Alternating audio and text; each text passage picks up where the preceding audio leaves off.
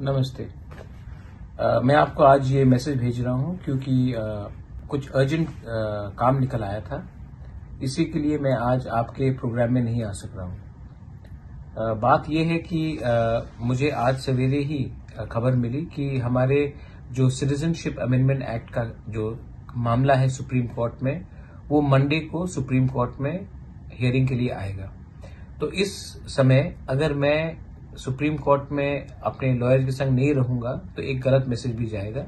इसी के लिए मैं मंडे को मुझे दिल्ली में रहना है। इसी के लिए मैं आपके प्रोग्राम में नहीं आ सक रहा हूं। मैं फर्स्ट ऑफ ऑल आप सबको सॉरी बोलना चाहता हूं क्योंकि मेरा प्लान क्लियरली था कि मैं कल आपके संग आपके प्रोग्राम में नोएडा ऑडिटोरियम में आऊं और आपके संग बात करूं।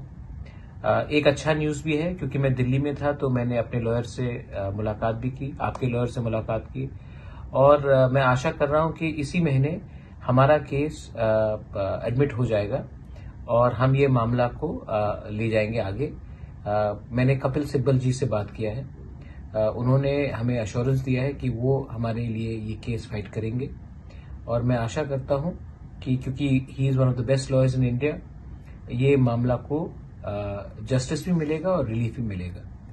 मुझे लगता है कि ये जो आपका मामला है ये आपके संग अन्याय हुआ है और अन्याय को अगर सही रास्ते में लाना है तो हमें जितना भी पैसा खर्च करना पड़े मैं करने के लिए तैयार हूं, लेकिन इंडिया का बेस्ट लॉयर को लेकर, इंडिया के बेस्ट लीगल टीम को लेकर हम अपने टीचर्स को और एक चांस देना चाहते हैं।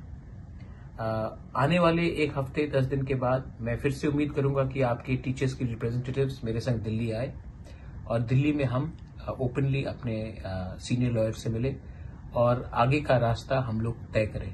लेकिन लॉयर से बात करने के बाद मुझे बहुत अच्छा लगा कि वो कॉन्फिडेंट भी है कि ये केस एडमिट होगा और इसका सुनवाई भी होगा।